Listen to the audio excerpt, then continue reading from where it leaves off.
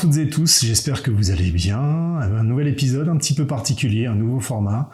Ça fait un moment déjà que j'avais ce format en tête et il va principalement répondre à la problématique et une question qu'on me pose très souvent, trop souvent je dirais, mais en même temps c'est une des plus légitimes parce que dans la photographie il y a le côté technique et après il y a aussi l'aspect on va dire plus graphique, plus artistique de la photo, et donc la question qui revient tout le temps est comment améliorer sa composition, comment améliorer ses photographies, les rendre plus belles entre guillemets, les rendre plus intéressantes, plus esthétiques.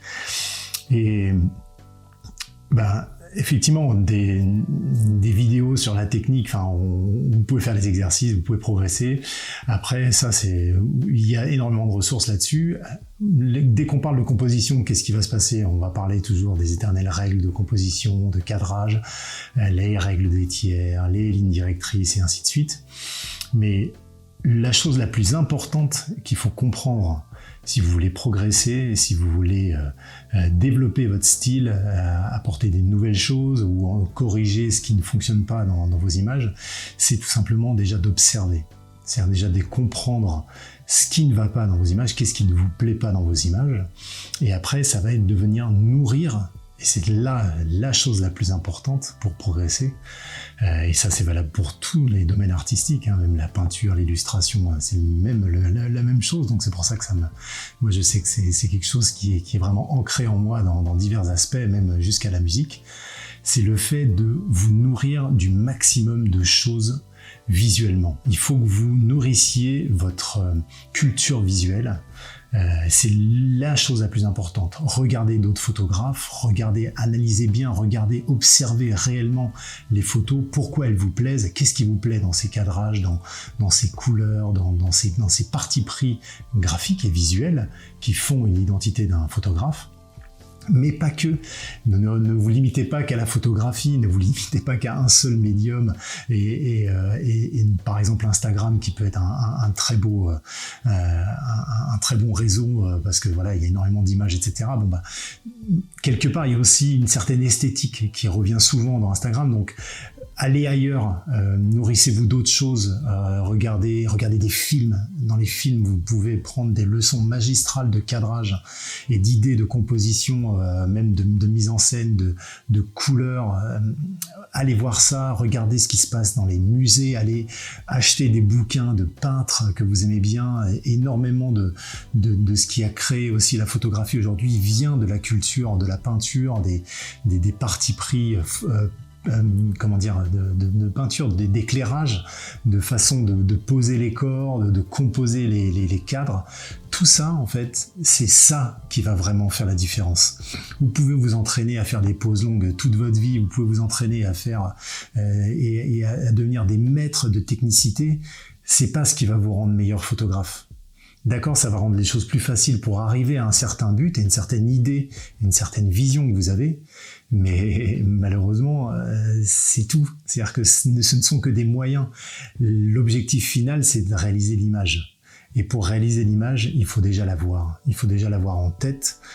Et au moment où vous prenez la prise de vue, c'est là où vous savez déjà que, voilà, ce que j'ai vu, vous avez déjà tout en tête de A à Z, des paramètres que vous allez régler pour que ce soit bien figé jusqu'à comment ça va être développé par la suite. Parce que c'est un ensemble, encore une fois, ce ne sont pas deux choses distinctes. Moi, je fais que de la prise de vue, le reste, je fais pas. Non. Aujourd'hui, on a cette chance de pouvoir contrôler tout de A à Z, ce qu'avant, on devait passer par d'autres personnes, ou alors, en tout cas, donner des indications, suivre un procédé, et parfois avoir cette frustration d'être obligé de passer par les mains et le savoir-faire de quelqu'un d'autre pour arriver à l'image que nous avons en tête, ce qui est parfois pas facile à mettre en mots et à exprimer pour diriger la personne pour arriver au résultat. Donc tout ça, si vous voulez, aujourd'hui, si vous n'avez pas cette richesse visuelle, cette culture d'aller chercher voilà dans les films, d'aller chercher dans les illustrations, dans la BD, dans les comics, dans les mangas, dans les dessins animés, dans les patterns, les patterns, les motifs, les tissus. Je pensais à pattern et tissu, ça fait paturne, vous voyez, c'est formidable. Et en fait, voilà, vraiment nourrissez-vous du maximum de choses. Et ça, c'est pas quelque chose qu'on peut vous influer. Enfin, comment dire, vous influencer, mais vous influencer, pardon, mais c'est pas quelque chose qu'on peut vous donner et faire à votre place.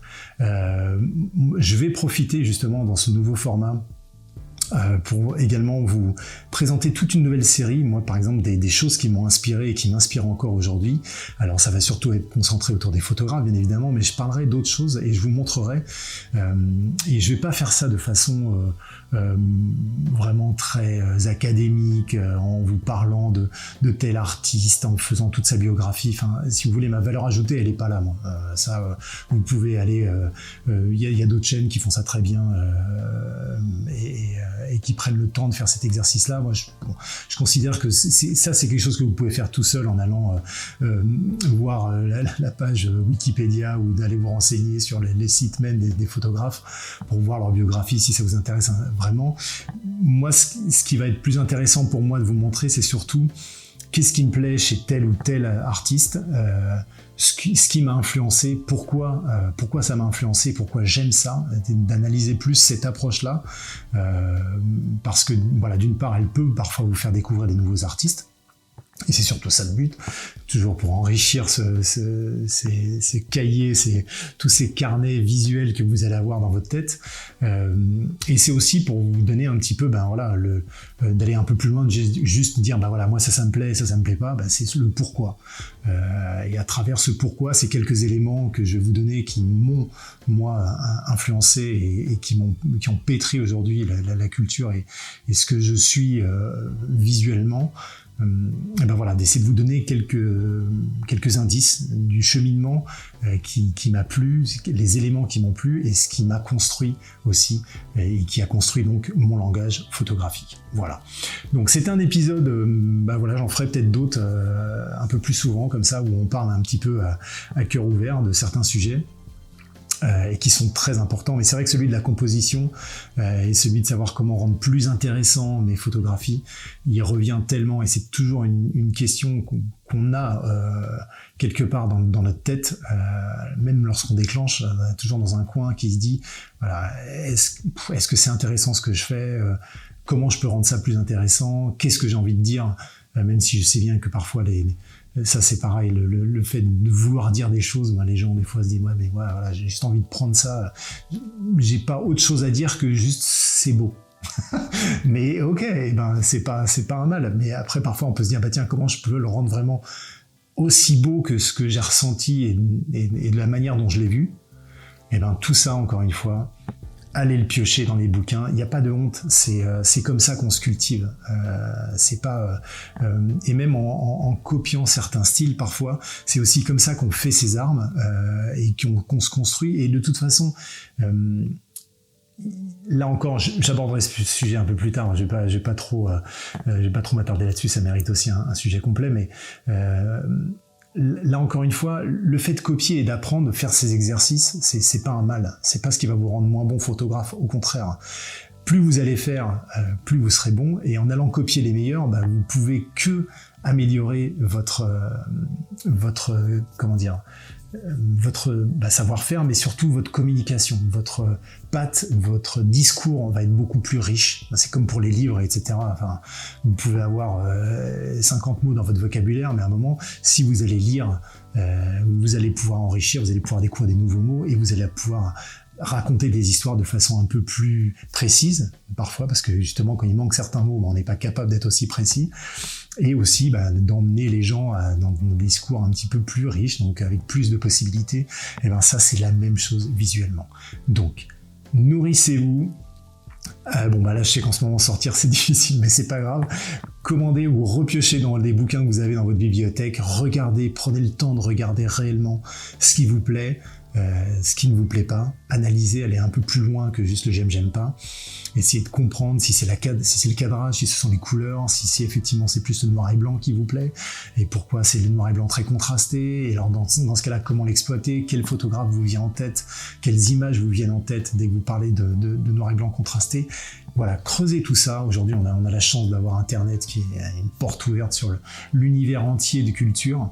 Donc allez-y, creusez et surtout sortez des carcans, restez pas dans la photographie, écoutez de la musique, ça aussi ça va vous donner des idées, regardez ce que font des artistes, des plasticiens, des sculpteurs, voilà, nourrissez-vous au maximum, c'est comme ça que vous allez améliorer vos compos, c'est comme ça que vous ferez des belles photos. J'espère que ça vous a plu, prenez soin de vous encore une fois, moi je vous dis à très vite pour un prochain épisode, et voilà, à bientôt, ciao.